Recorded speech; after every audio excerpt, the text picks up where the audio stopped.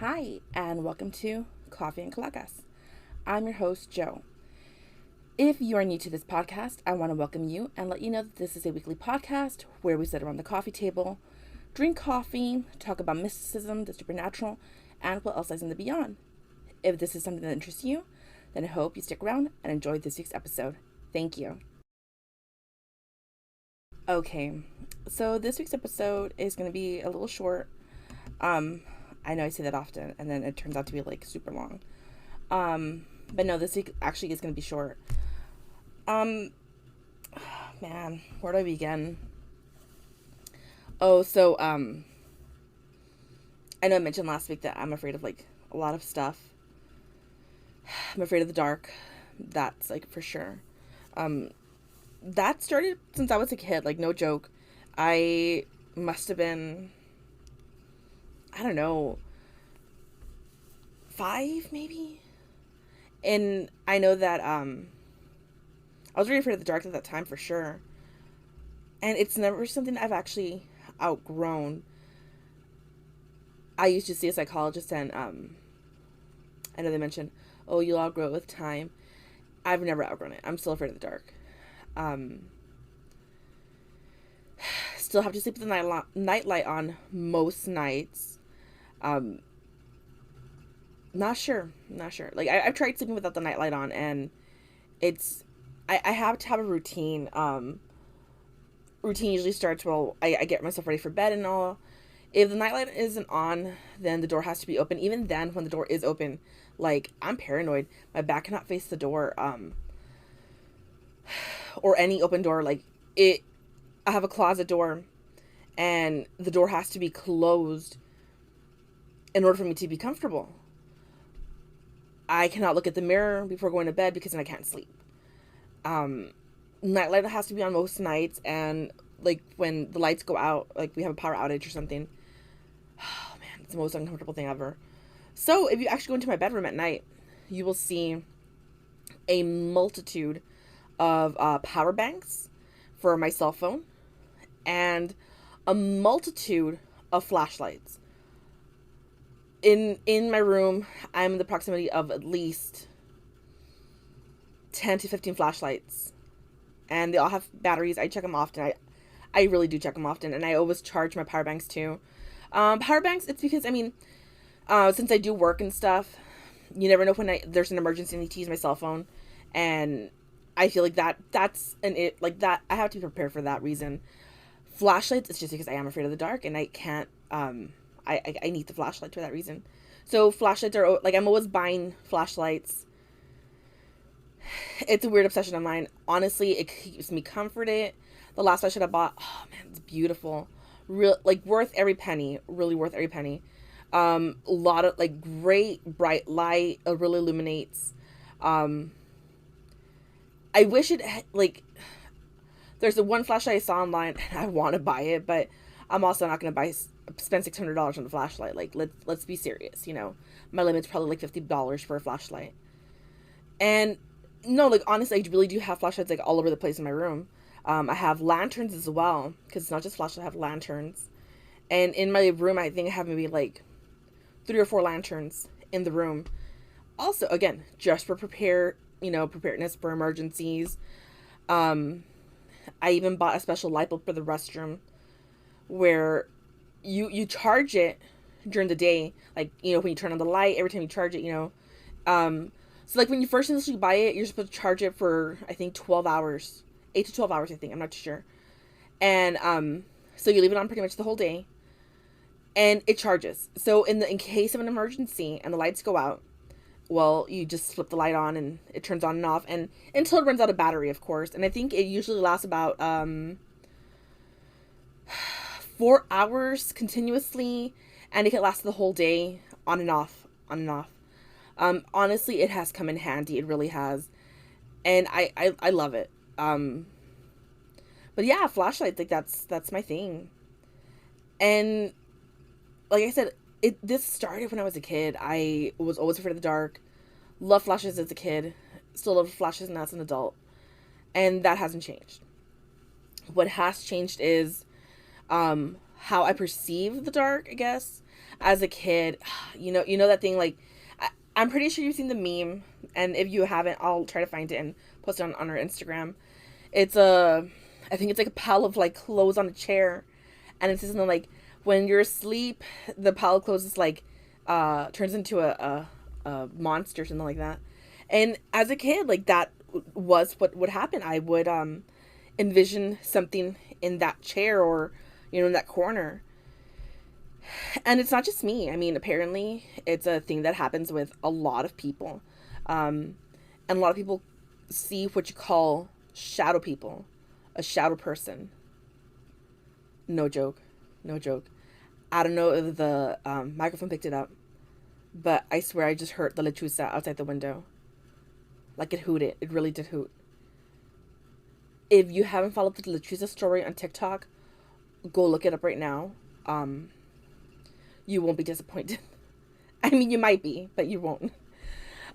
Like, no joke, yeah. The lechuza, I mean, I'm not afraid of it, but, I've got my beef with it. Like, that's another story all to happen. Stay tuned to TikTok for not an update on that, but, just the curse. But yeah, as a kid, I would be afraid of, the corner. Like, I would see things, and other people apparently do it too, that they encounter what's called shadow people, and shadow people are pretty scary apparently. I mean, who wouldn't be? Have I had that feeling where okay, so apparently a shadow person is the perception of a patch of shadow as something that's living. It turns into like a humanoid figure, and it's interpreted as a presence or a spirit or other entity. So basically, from what I've read, people wake up in the middle of the night and they see something sitting in the corner of the room or, on their bed or something. Now, I have felt stuff at night when I've been asleep. Will I say it's a shadow person? I don't know. But I have felt stuff. I have felt people sit on my bed. Okay, so my bed's squeaky. Sorry about that. So yeah, my bed squeaks. Not a lot, but when you adjust yourself on the bed springs, make that noise, the little squeaky sound. So when I'm in bed, I've woken myself up with when I've turned over, when it squeaks, it's like, oh, I not necessarily jolt up, but I'm aware of it. Now, there has been instances where I've been asleep and I've heard the squeak of the bed, and I have woken up to that. I have felt someone sit, I felt the weight of a person on the bed with me. I have felt someone pull at my foot when I'm asleep, or just touch my leg. And okay, so I have a pug, and she has a distinct, breathing sound. So I'm aware when she's around.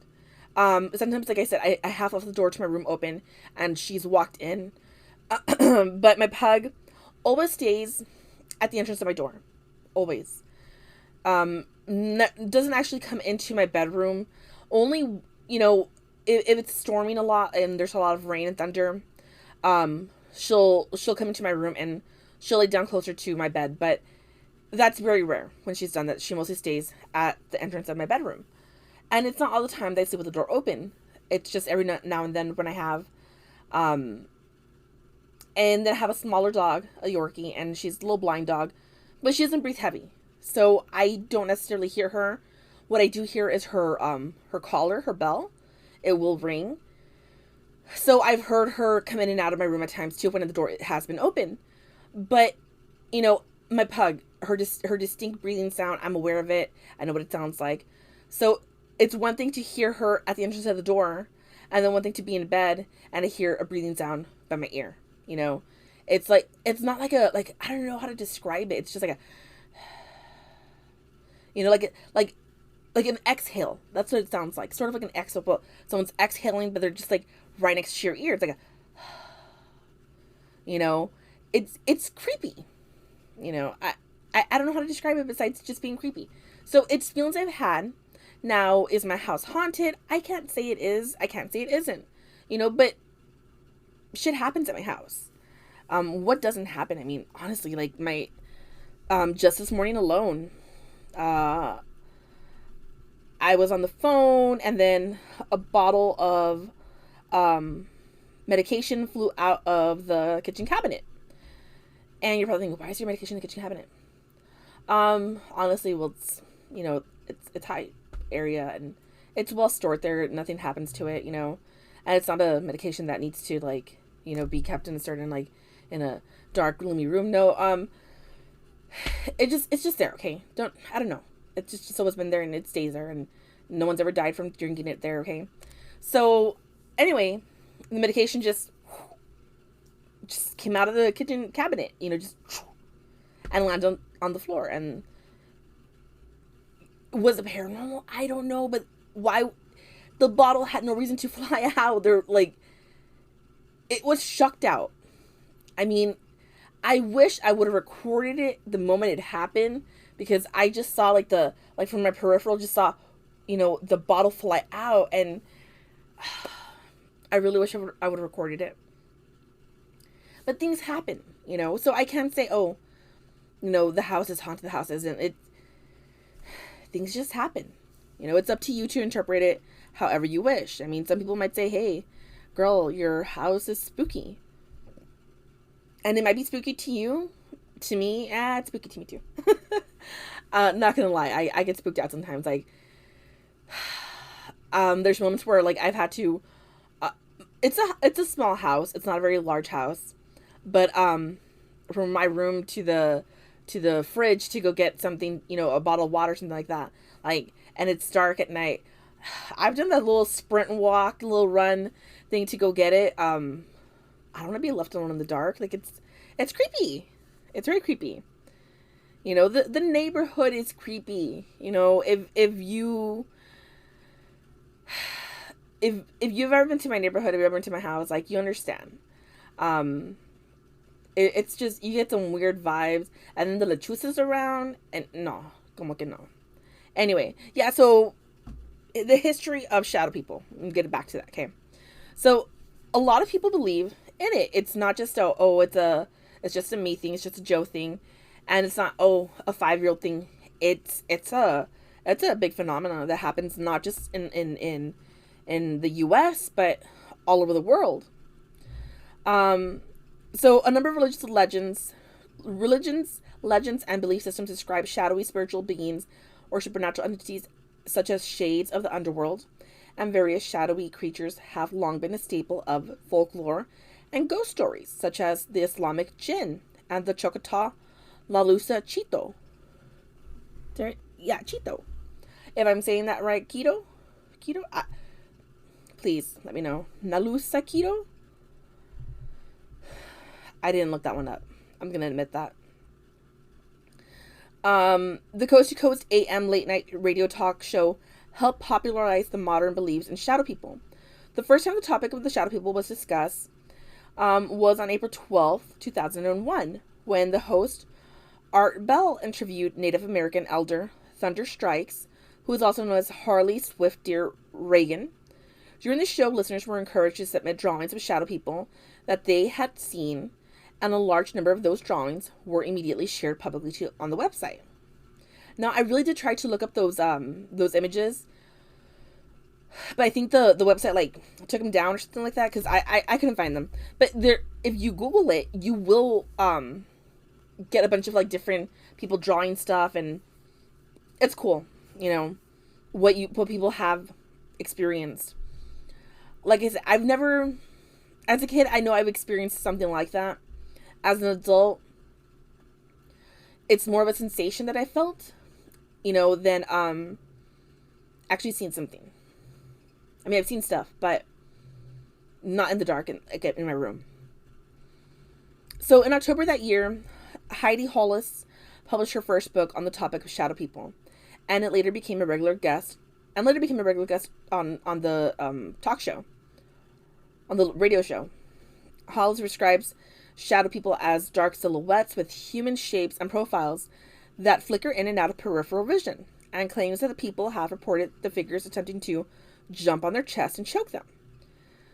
She believes the figures to be negative alien beings that can be repelled by various means, including invoking the name of Jesus. No sé. No sé de eso. Um, I mean, it's possible. I feel like sometimes, like I said before, if you have that strong faith in something, it's gonna, help you in whatever it is, whether it's in something good or in something bad. But if that strong faith is what's gonna, like, set you apart. So, yeah, I believe if, you're in bed and you're scared of something and you start praying to Jesus, what you're gonna, get that salvation you're seeking, and it just makes sense that way. Now, this kind of relates to another phenomenon known as sleep paralysis. I'm sorry, I was trying to say sleep apnea, but that's not a phenomena. That's a medical condition. Sleep paralysis. Okay. Now, I'm not going to get into that too much into that right now because that is going to be an episode for another week. I don't know exactly when. I sort of have some episodes planned out. I might be able to move things around and push it in sooner, maybe for next week. I'm not too sure. But I'll just stay on Instagram for information on that. But yeah, so I won't focus too much on that, okay?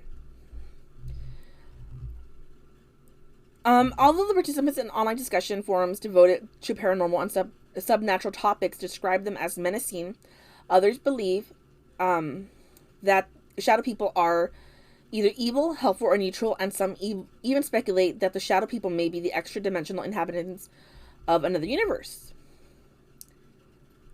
Aliens, man. Aliens. Some paranormal investigators and authors, such as Chad Stambaugh, claim to have recorded images of shadow people on video. Shadow people feature in two episodes of ITV paranormal documentary series Extreme Ghost Stories, where the phenomenon is described as a black mass. Okay, so I did look up some videos. When I figure out how to add video to this video, I'll do it. Today is not that day. I'll try to link some video of shadow people on the description box. So if you are watching this on YouTube, look there. If you're listening to this on Spotify, go to YouTube, find this episode, and there's some links there on like what videos I've seen. It's up to interpretation. I don't want to say yes, I see it, because what I might interpret is one thing, you may interpret as something completely different, and I don't believe you should listen to my interpretation of that. This is just for us to talk and discuss and get a little into this, severe. So this, you can go with like many different ways on this. Is it supernatural? Is there a scientific explanation?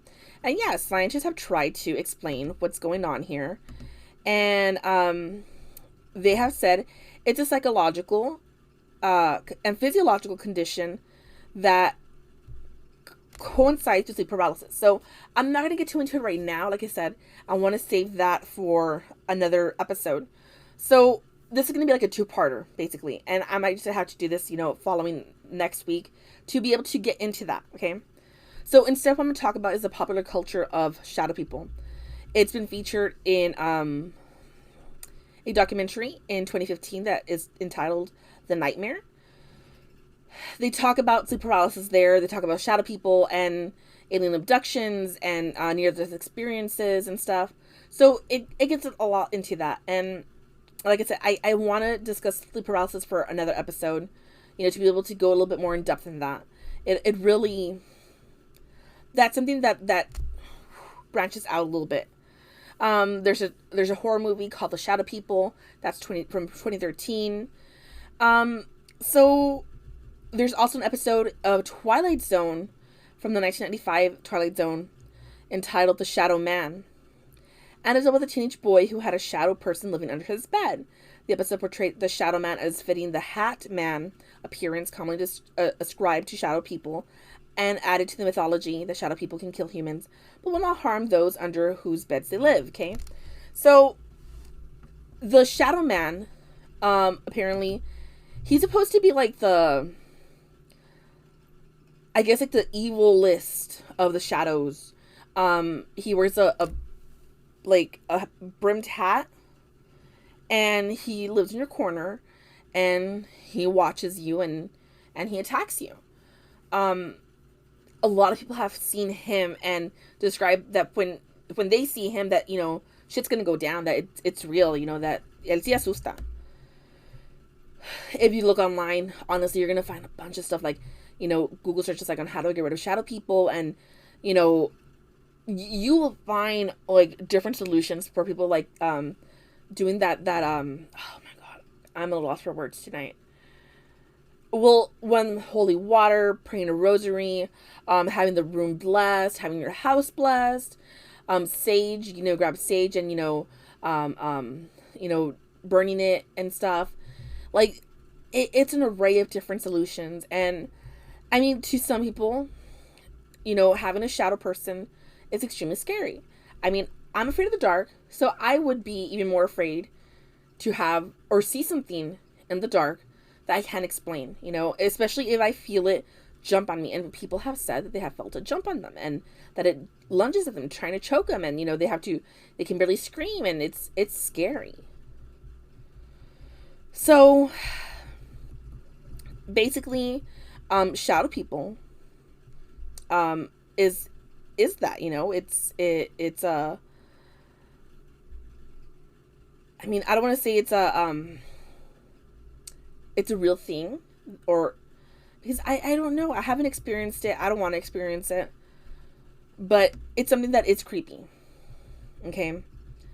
And people have said they've experienced it, not just when they're asleep, but also when they've been awake, that they've seen things from the corner of their eye, and no sé. I know my dad had told me something like that before, where he experienced, being alone in his bedroom, and then he'd hear someone call his name, and with my dad's condition, he wasn't able to turn his neck to, so he'd have to turn around in the whole wheelchair. But he's just like, from his peripheral, he'd see, not necessarily a shadow, but he'd see figures, and depending on what it was, sometimes it was a white figure, sometimes it was a black figure. Like, it was just something that would happen to him. Very unsettling to say the least, right? But yeah, basically, these shadow people, the shadow persons, have come out in many different, popular culture, movies, shows, books, and it's something that is real. It's come out on, like I said, in the radio. That's what kind of like started up the whole, talk of it. Some people just don't like to talk about it because they're like, oh, it's taboo. But sometimes I feel that, we're in an age now where we should talk about stuff like this. Things that scare us, things that, can't be easily explained. It's not to say that we're crazy, but it's just put it on the open that people have experienced things that others have. It makes us feel like we've been heard and we're not just experiencing stuff by ourselves. So if you've seen a shadow person, let me know down in the comments or send me an email. I would really like to hear from you guys. We have an Instagram, we have Spotify, we have YouTube. Go to calacaspod.com and you can find a link to all our social media accounts right there. So if you like this episode, I thank you for it, and I hope you stick around for next week's episode, and hopefully next week I can get us to fit in that sleep paralysis. Okay, so have yourself a great day, a great night, a great week, and remember, life begins after coffee. Thank you.